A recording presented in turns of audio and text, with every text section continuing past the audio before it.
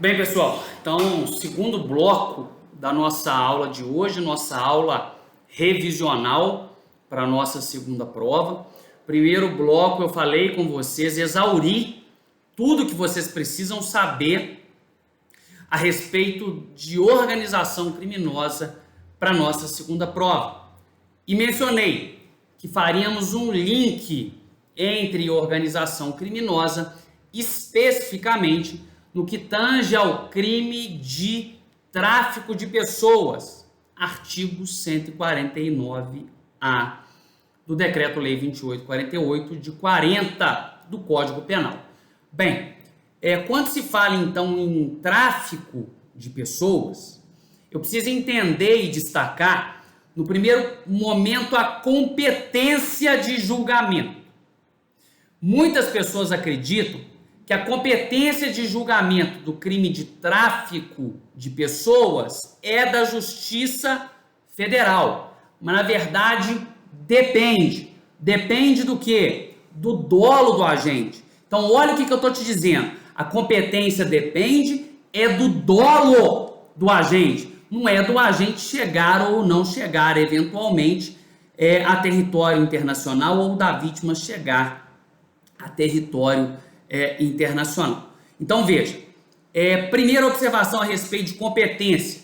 A maioria das pessoas entendem que o crime de tráfico de pessoas, entendem equivocadamente, é o tráfico internacional de pessoas. Mas, na verdade, existe o crime, perfeitamente, de tráfico interno de pessoas. E a previsão legal é exatamente a mesma. Qual é a previsão legal? A previsão legal do artigo 149-A do Código Penal. Então, se, por hipótese, o agente busca traficar pessoas de uma para outra localidade do território nacional, se, por hipótese, o agente busca traficar pessoas de uma para outra localidade do território nacional, nós temos que a competência é da Justiça Estadual. Ao passo que, se o agente busca traficar pessoas para outros países,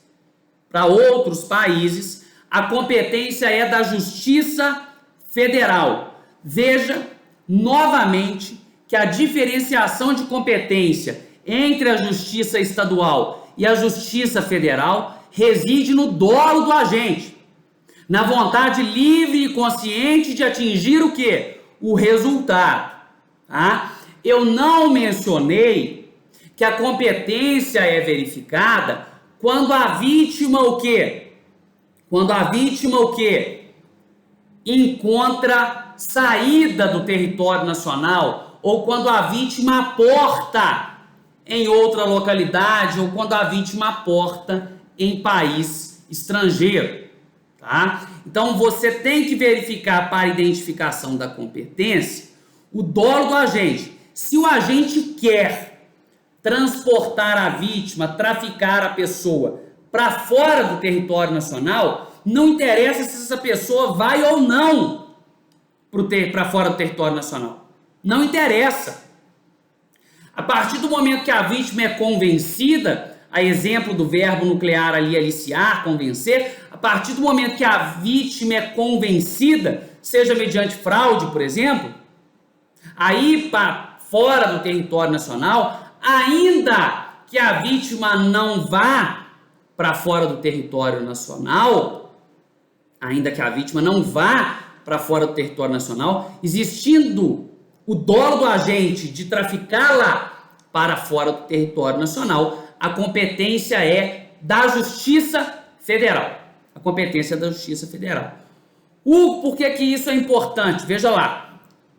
O momento de consumação do crime é um dos vértices mais importantes do crime de tráfico de pessoas. Repito, o momento de consumação do delito, o momento de consumação do crime é um dos vértices mais importantes do crime de tráfico de pessoas. Por quê? Primeiro porque o momento de consumação, ou seja, quando do convencimento, quando do transporte, quando do depósito das pessoas, tá? Veja-se, a consumação, ela não se dá com a chegada da vítima em qualquer que seja o seu destino para ser traficado ou o destino em que inicialmente se propõe a traficá-la. A chegada da vítima no destino é exaurimento do crime. A chegada da vítima no destino é exaurimento do crime, não é consumação. O delito se consome em momento anterior. Você entendeu isso? O delito se consome em momento anterior. Tá? Agora, eu pergunto, vamos fazer a leitura do tipo penal. O artigo 149A expõe não só o dolo de traficar pessoas. Então, peraí, nós temos ali um crime contra a liberdade individual. Então, qual que é a objetividade jurídica do crime de tráfico de pessoas, genericamente falando? Liberdade individual. Num segundo momento, nós temos que verificar quais os dolos específicos constantes aos incisos nós estamos falando. Que ali, a depender do dolo específico, nós vamos ter acumulação de objetividade jurídica. Então, se num primeiro momento a objetividade jurídica é a liberdade individual, num segundo momento, a depender dos incisos, nós temos uma objetividade jurídica específica. Quer ver? Lá no inciso 1º, salvo melhor juízo, é expresso a finalidade, quer dizer, o dolo específico do agente em tráfico de órgãos. Em tráfico de órgãos. Quando eu falo ali na remoção de órgãos, eu estou dizendo que há uma ofensa à integridade física. Então, a objetividade jurídica geral, liberdade individual. Se porventura o dolo específico do agente se materializa no inciso 1º, nós temos o quê? Que a objetividade jurídica específica é muito importante, a integridade física. E preste atenção no que eu falei, a chegada da vítima no local é exaurimento do delito. Então, retire da sua cabeça a percepção de que se por hipótese se retirar o órgão da pessoa, lá, se traficou a pessoa para fins específicos lá, o dolo especial do agente é o tráfico de órgãos, é a remoção de órgãos, partes ou tecidos, se isso de fato acontece, isso não é exaurimento. O camarada vai responder tanto pelo tráfico de pessoas, como pelo tráfico de órgãos. Você entendeu isso?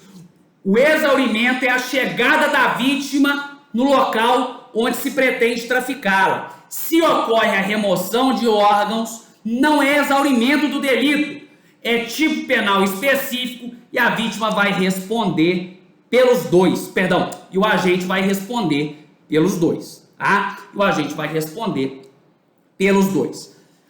Incisos 2º e 3º, escravidão e servidão. Nós fizemos uma análise crítica que a diferença entre escravidão e servidão não mais merece prosperar, ou ainda que exista aquela noção de que o servo é vinculado à terra e de que o escravo constitui por si uma propriedade, ainda que de fato isso persista, a ofensa ao bem jurídico tutelado ali é a mesma. Qual que é a mesma? É a liberdade de trabalho. Por quê? A Constituição Federal estabelece ser direito potestativo do agente, obedecidos os requisitos mínimos de qualificação que a lei estabelecer, exercer livremente o trabalho, ofício ou profissão da sua escolha. Então, quando nós temos ali um tráfico de pessoas para fins de quê?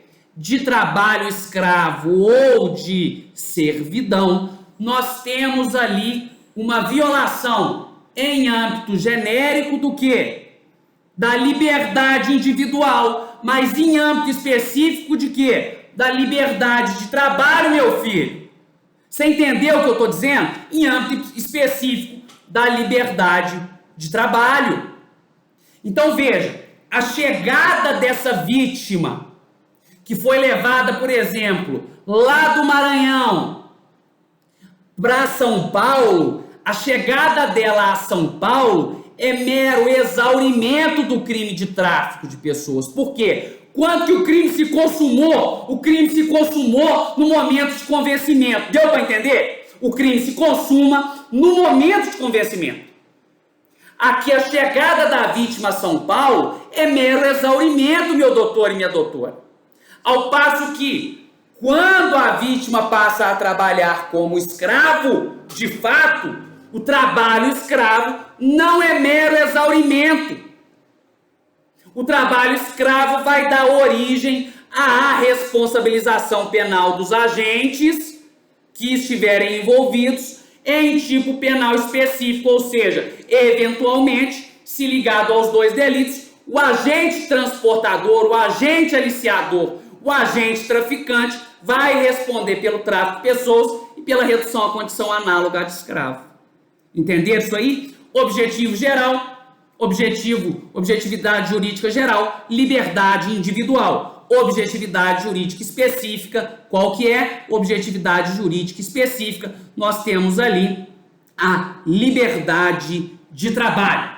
Tranquilo até aí? Logo em seguida nós temos um outro dolo específico do agente. Salvo melhor juízo, nós temos lá a adoção ilegal. Então, peraí, se o agente trafica uma criança para fins de adoção ilegal, se o agente trafica uma criança para fins de adoção ilegal, a chegada dessa criança no destino onde será a adoção ilegal é mero exaurimento do crime. Ao passo que, se de fato houver ratificada essa adoção ilegal, o que acontece? O agente responde pela adoção ilegal. Ele vai responder tanto pelo aliciamento, seja da criança ou da família, ele vai responder tanto pelo convencimento, que se caracteriza ali no tráfico de pessoas, como na eventual adoção ilegal, na adoção irregular.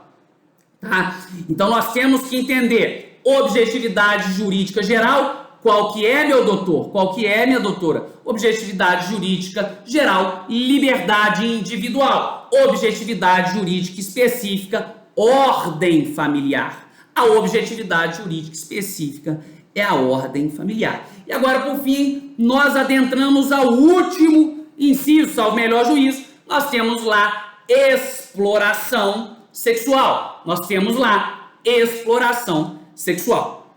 Então, veja, se o agente, mediante fraude, que é o modus operandi comum da exploração sexual, convence uma menina a ir para os Estados Unidos se prostituir, veja que nós temos ali a fraude, porque ela vai ser submetida lá, não é a mera prostituição, e sim ao quê? A exploração sexual, que é diferente, meu filho e minha filha, vocês vão entender daqui a pouco, de prostituição. Exploração sexual é uma coisa, prostituição é outra.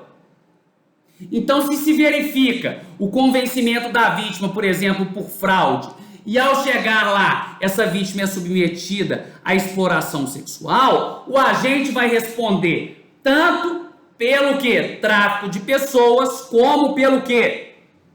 Pela exploração sexual dessa vítima.